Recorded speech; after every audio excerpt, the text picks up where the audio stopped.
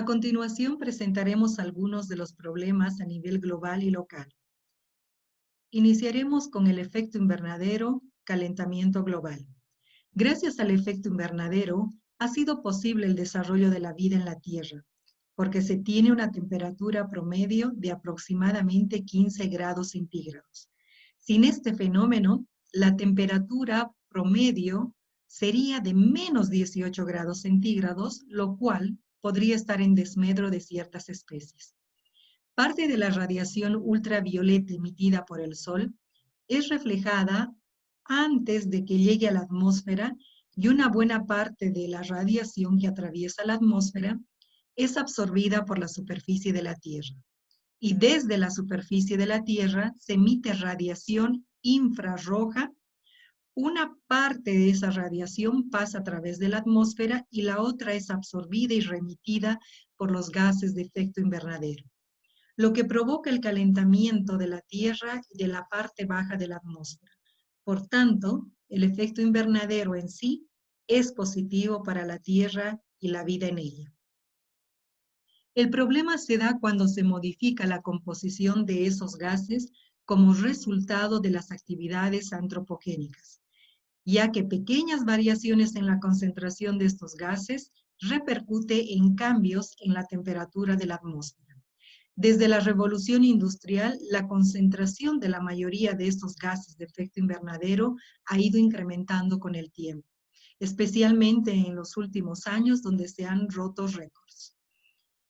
Entre los principales gases de efecto invernadero podemos mencionar al dióxido de carbono, metano, los óxidos de nitrógeno, monóxido de carbono, ozono, los clorofluorocarbonos, los hidrofluorocarbonos, los perfluorocarbonos, el hexafluoruro de azufre y el vapor de agua.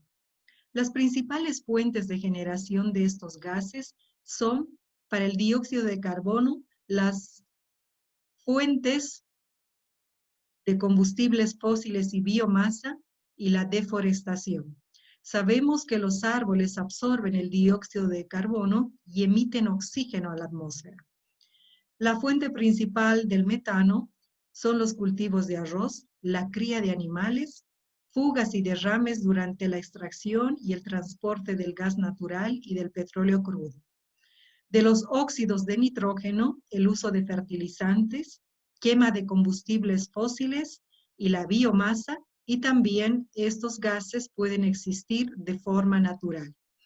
El ozono es un contaminante indirecto que resulta de la interacción entre los óxidos de nitrógeno y los compuestos orgánicos volátiles, cuyas fuentes de generación ya fueron descritos.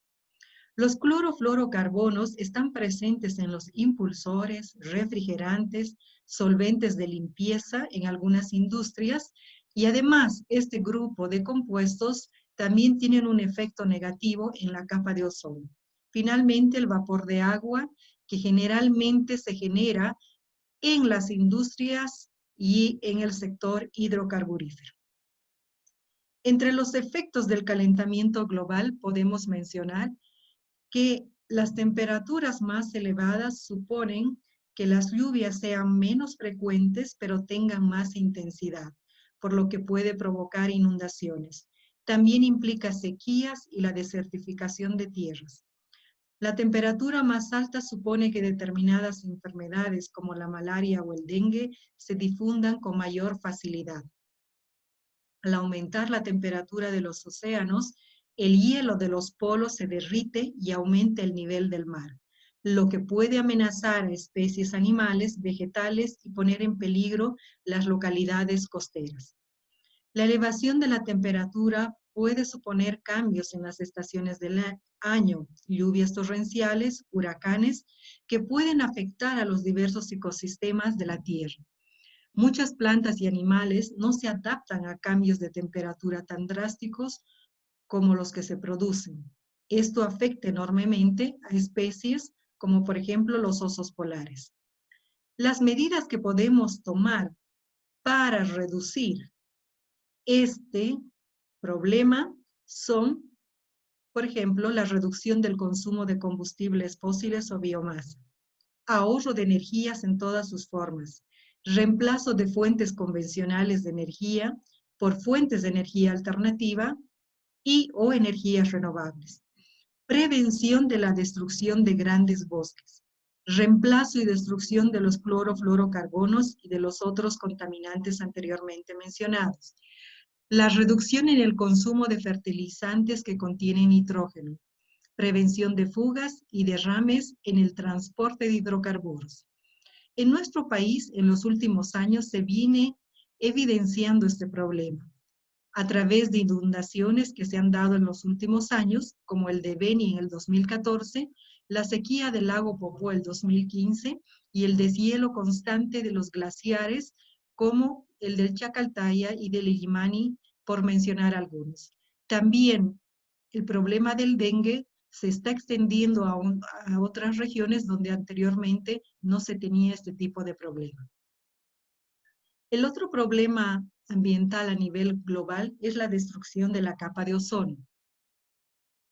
La capa de ozono se encuentra en la estratosfera, la cual está formada por moléculas de ozono, O3, las cuales a esta altura tienen la función de absorber la radiación ultravioleta B, es decir, es un filtro natural. Los enlaces de la molécula de ozono, O3, se rompen al absorber la radiación ultravioleta, disociándose en una molécula de oxígeno, O2, y de un átomo de oxígeno, O. Este proceso recibe el nombre de fotólisis, que significa la ruptura o lisis de las moléculas por acción de la luz. Las formas de la molécula O2 y del átomo de oxígeno no quedan disociadas de manera indefinida, sino que vuelven a unirse formando de nuevo el ozono O3. Este equilibrio de la reacción se ve afectado cuando se emiten ciertos compuestos que tienen en su estructura cloro o bromo y son liberados a la atmósfera. Estos productos químicos se descomponen por acción de la luz solar, dando lugar a átomos de cloro o bromo, que reaccionan con el oxígeno del ozono, rompiendo la molécula y formando monóxido de cloro o monóxido de bromo, reduciendo de esta manera la cantidad de ozono en la capa. Las fuentes generadoras de estos compuestos son principalmente los clorofluorocarbonos o CFCs, que son utilizados en la elaboración de aerosoles, principalmente desodorantes, insecticidas o ambientadores. También se usa en sistemas de refrigeración, como los aires acondicionados, algunos equipos en el sector industrial o motores de algunos electrodomésticos. También pueden estar presentes en las industrias y ser usados como solventes o propelentes. Los salones es otro grupo de compuestos que en su estructura tiene bromo y se encuentran en extintores y sistemas de dispersión. Otros productos como los pesticidas agrícolas o los fertilizantes que contienen bromo, como por ejemplo el bromuro de metilo u óxido de nitrógeno, también dañan la capa de ozono. La acelerada destrucción de la capa de ozono trae consigo una mayor incidencia de los rayos ultravioleta que resultan perjudiciales en el medio ambiente y las personas que lo habitan.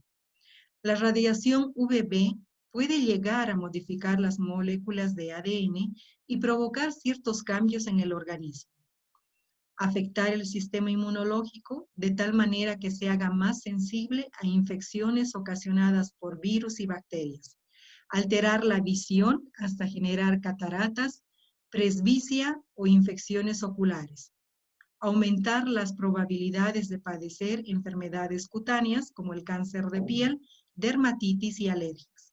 También generar problemas respiratorios como el asma. El fitoplancton es esencialmente vulnerable a la incidencia de la radiación ultravioleta UVB, que aumenta sus posibilidades de muerte.